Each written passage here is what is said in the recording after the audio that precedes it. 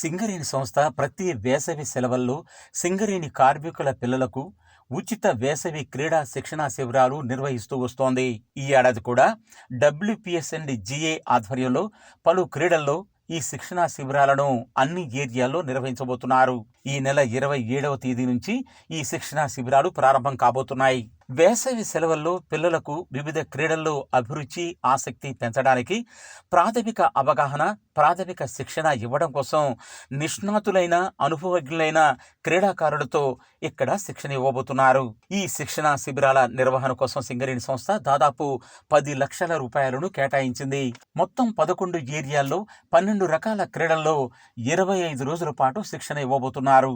వేసవి సెలవుల్లో పిల్లలు కేవలం మొబైల్స్ లేదా టీవీలకు అతుక్కుపోయి ఉండకుండా వివిధ క్రీడల పట్ల ఆసక్తి పెంచుకోవడం కోసం మరియు శారీరక దారుఢ్యాన్ని పెంపొందించడం కోసం ఈ ఉచిత క్రీడా శిబిరాలు ఉపయోగపడతాయి కనుక తల్లిదండ్రులు చొరవ తీసుకొని ఈ శిక్షణా శిబిరాల్లో తమ పిల్లలు పాల్గొనే విధంగా చూడాలని సింగరేణి యాజమాన్యం కోరుతోంది. వివిధ ఏరియాల్లో నిర్వహించనున్న వివిధ రకాల క్రీడా శిబిరాల వివరాలు ఈ విధంగా ఉన్నాయి. ఫుట్బాల్ శిక్షణా శిబిరాన్ని అన్ని ఏరియాల్లో నిర్వహిస్తున్నారు. వాలీబాల్ శిక్షణా శిబిరాన్ని 10 ఏరియాల్లో నిర్వహిస్తున్నారు.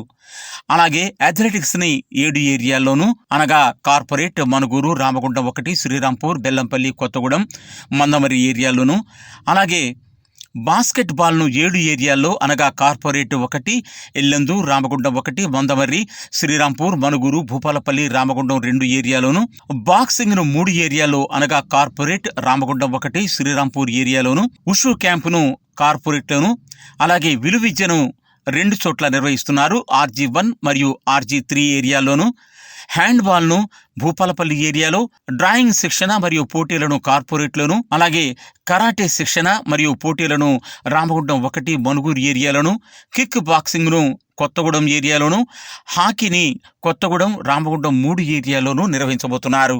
కాబట్టి ఈ సదవకాశాన్ని కార్మికులు తమ పిల్లల కోసం సద్వినియోగం చేసుకోవాల్సిందిగా యాజమాన్యం కోరుతోంది.